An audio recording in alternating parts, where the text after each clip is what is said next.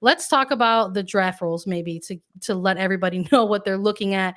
We're also going to keep reacting to all of the things that have maybe changed up and shaken up these rules a little bit. But Lisa, why don't we hit on some of the rules heading into this expansion draft so our listeners have an idea of what they're going to be looking for when they tune into these events with Marisa?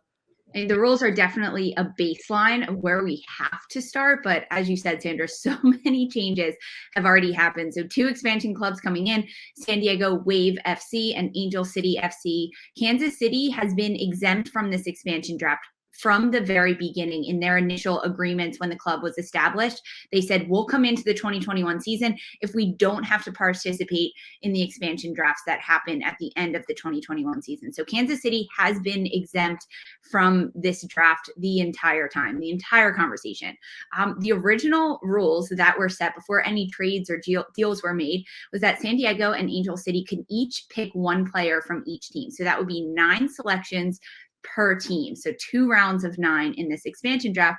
That would equate to about 2 hours of draft coverage. We'll get into that a little bit later.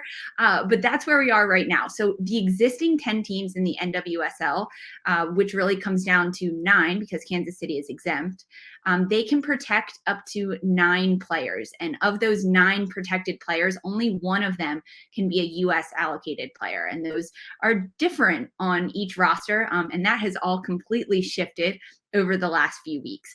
So another fun caveat of that rule. So 9 players protected, only 1 U.S. allocated player. Each team can only lose 1 player per position group.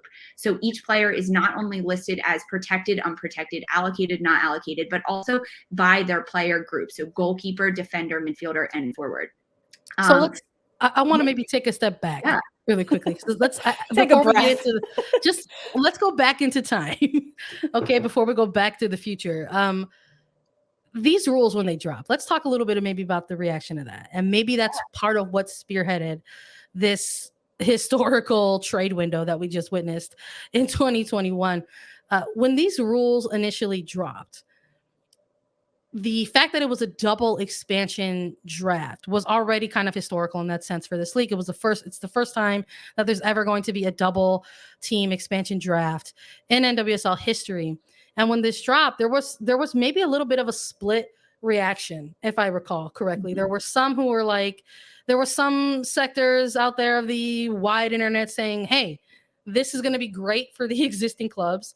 They can, protect a certain amount of players, and the other expansion teams can only choose a certain amount of players. And there were some in the sector that were saying, this is actually not great for the new expansion teams that are trying to flesh out and build out a roster. You're talking about 10 clubs where you can only pick a certain amount of players. So looking at that, did either of you maybe have a perspective of it was pro or cons versus one way or the other?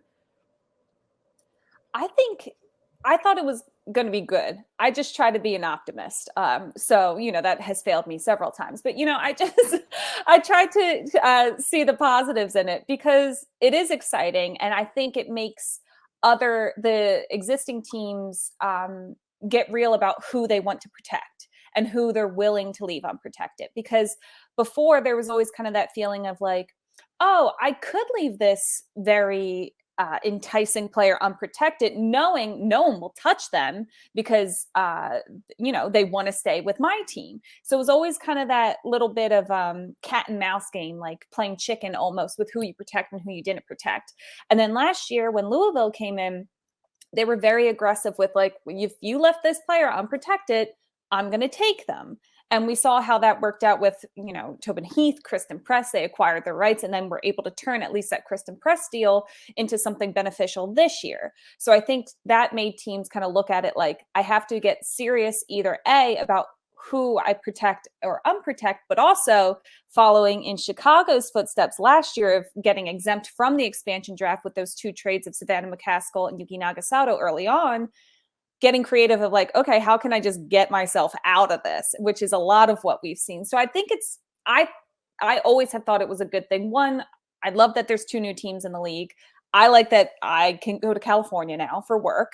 And I just thought it was good for the league to expand a lot of that talent and see new people play with other types of talent, which is of course what we've seen with some of these trades coming in, and I'm sure we'll get to, but like the exciting, the possibilities of Julie Ertz playing somewhere new, playing under a new head coach, with new teammates. So I like the mix up. Another crazy thing to think about, yes, all of these teams are trading for exemption and protection in this expansion club, but we've also seen a lot of movements of contracts and former US allocated players now becoming club contracted players so that they actually can be protected. I think that also scared, honestly, a lot of GMs and a lot of coaches that they could only protect one US allocated player, which tends to be some of the best players on the team that you really build a club and a culture around.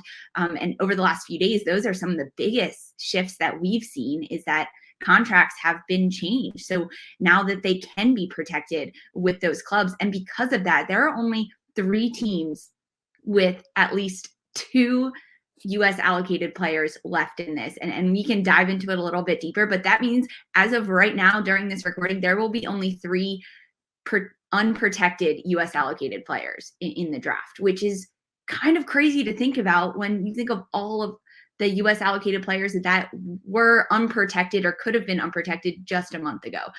So that was the craziest thing I think that I saw come out of the rules that were laid out and then how the trades have kind of unfolded over the last week or so.